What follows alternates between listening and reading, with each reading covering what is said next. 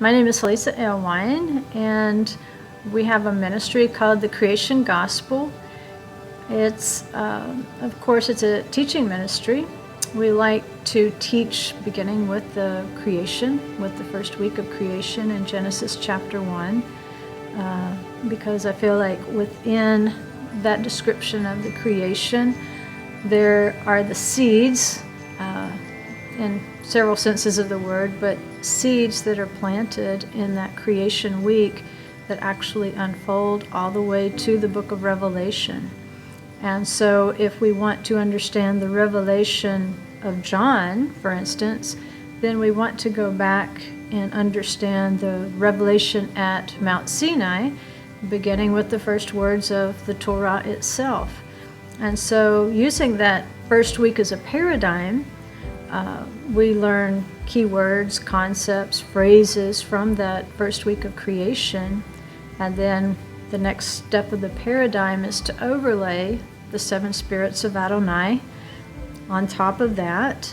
And then we go back and we overlay the seven feasts of Adonai on top of that.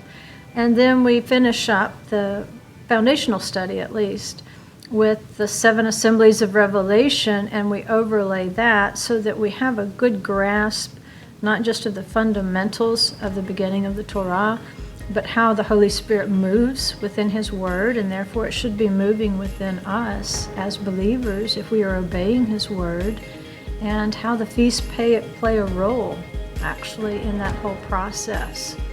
And in teaching that paradigm, obviously we've produced a lot of materials, either through recordings at Hebraic Roots Network or through our workbook series, the Creation Gospel workbook series.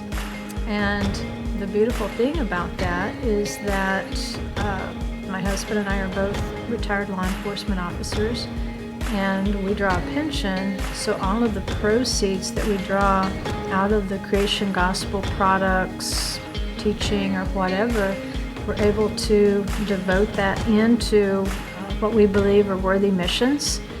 Because if we're teaching about the feast, then it seems logical that we should also be supporting others who want to engage in the feasts. And one of the great themes of the feasts is that we are to invite the stranger, the alien, the orphan, and the widow, not just the Levite, the priest, and our families.